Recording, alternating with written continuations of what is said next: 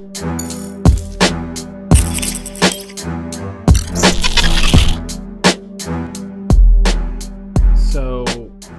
I'm going to throw a little curveball at you because we don't really talk about this much on this show, but Miss-State ran 68 plays. Arkansas ran 67 plays. Combined, there were 4 penalties. And a little bit of a rant incoming, but it looks like, at least in the SEC this year, they have gone to this model of letting them play. And what this does, in my opinion, is it really favors the underdog, especially because that means you're not calling holding at all. And Alabama can attest to this, and I think Ohio State and Alabama are both in like 127 and 125 out of 128 teams in terms of opponents' penalties against or for, which means their opponents aren't getting any flags thrown on them, which I find ridiculous because you have one team in most games who is obviously overpowered because they're getting blown out, which means they're out-talented and out-physicaled, and they're clearly holding, they're clearly doing a lot of stuff, and they're being able to neutralize that advantage because they know the flag's not going to get thrown. So I think teams are starting to strategize around this notion that, well, it's kind of like a entire game plan of the concept of, if I'm beat on a deep ball, I may as well tackle the guy because the worst I'm going to get is a 15-yard penalty. Well, in this case, it's I'm beat every play. I may as well tackle the guy because they're not going to throw the flag at all. And if they do, it'll be pretty rare. I cannot believe one team runs 68 plays, one team runs 67. Arkansas had 1 flag thrown on them. Miss-State had 3 for 22 yards. This is unbelievable. Am I off base in thinking this is a trend that's really – one, is it a trend? Have you noticed these low penalty totals? And 2, am I crazy in thinking that this is something that an underdog can absolutely strategize around? Oh, I think it is a trend, and I think it's something that teams are taking into account. Holding calls in particular in the SEC are becoming non-existent. It's amazing how few are being called. The SEC just lets them play for the most part. Like you said, it lets the underdog sort of scheme against things. It neutralizes advantages a lot of teams have in the trenches. And what it's also doing is it's favoring these, Ole Miss, Arkansas passing games in a lot of games. Because if you want to throw the ball every play and they're going to let you hold, you got a lot more time to do that. And that eliminates a lot of negative plays, play in and play out, and they start to scheme for it. If you pull up Southeastern Conference and you look at opponent penalties, I think there's a telling stat. And it's not so much that, the best teams are under penalized. I think it's the biggest games. The bigger the game and the more pressure that's on, the less the refs want to interfere in the SEC. And I think it's good in theory, and people don't want to see the refs take over a game, quote unquote. But what's happening is the refs are stepping back to such an extent that it's actually changing the game, like you're suggesting, because teams can actually strategize around the lack of penalties. And to put that in perspective, if you look at, opponent penalties per game, what are the top 7 teams in that category? What are the teams that have faced the 7 fewest penalties? It's Auburn, Texas A&M, Mississippi State, Georgia, Arkansas, Florida, LSU, Alabama. You could also define that as like the 7 best teams in the SEC. Right. And the teams that haven't, well, that'd be Kentucky, South Carolina, Missouri, Vanderbilt, and Mississippi. Those are the teams that have faced above average numbers of opponent penalties. In other words, if you're a big team and you're in big games, you do not see many flags. And I'm sure a lot of fans listening have been mad at some point at LSU, at Florida, at Georgia, at Alabama, because, oh my gosh, they just don't throw any flags. Look at that hold. Look at that play. Ref bias, et cetera, et cetera, et cetera.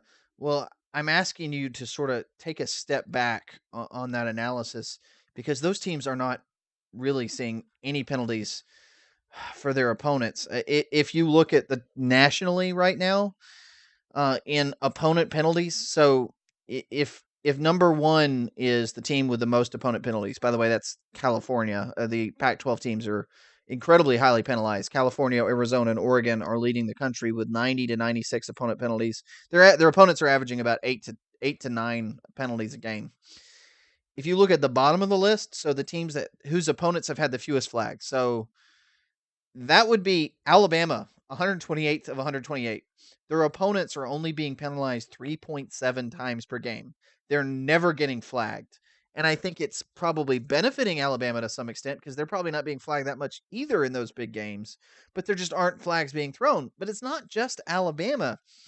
128th is Alabama, 120th is LSU, 120th is Florida, tied with LSU, 115th is Arkansas.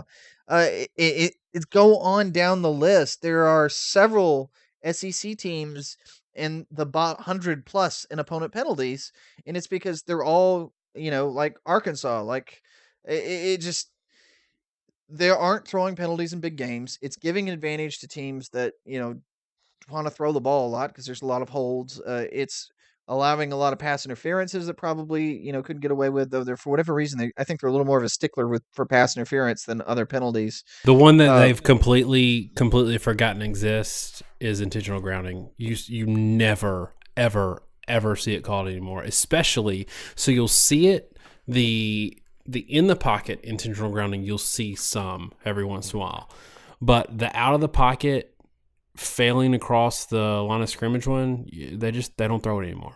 It's absolutely asinine. And to your point, I'm gonna let you finish, Kanye style. To your point about big games, Florida LSU played one another. They're tied. I think you said at 120th. Florida had one penalty for 5 yards against LSU, and LSU had two penalties for 20 yards. That's crazy. You're telling me Florida didn't hold a single time the entire game? You're telling me that there wasn't a single pass interference call in this game? Not nothing. Three combined penalties for 25 yards.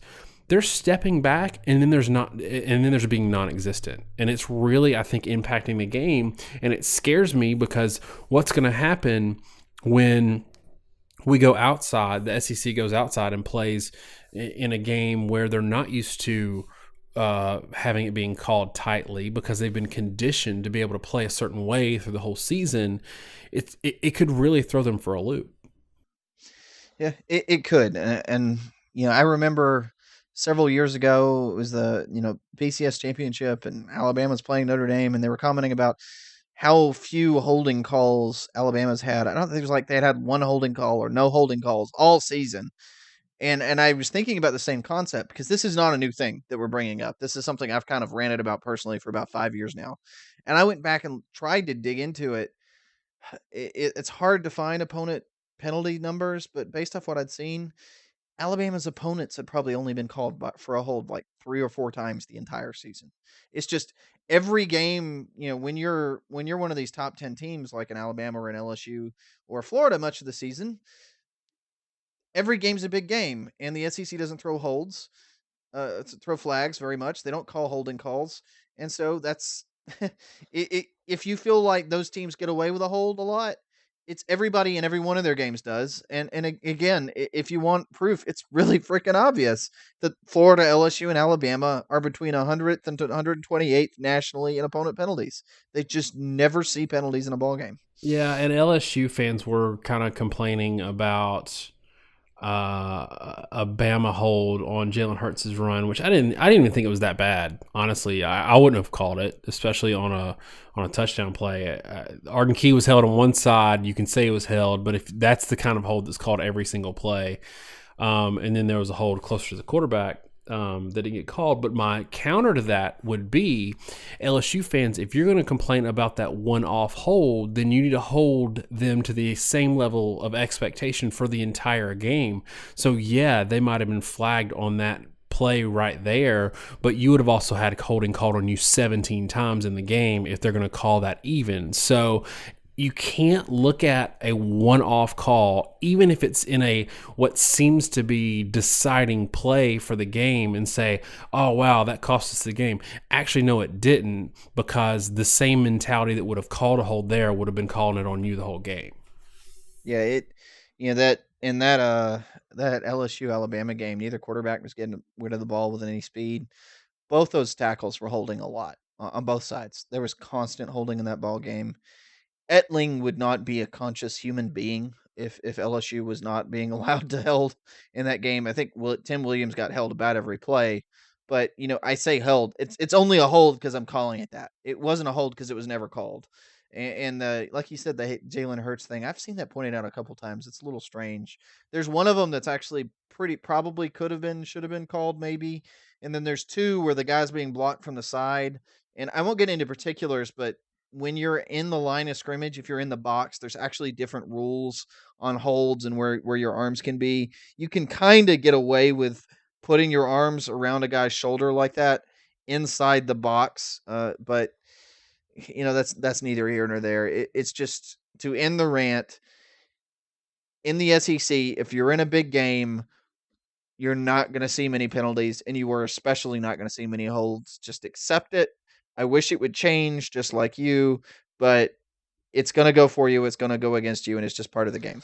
And LSU fans, for the record, in that game, Alabama had one of their highest penalized games of the year. Bama had 6 penalties for 29 yards.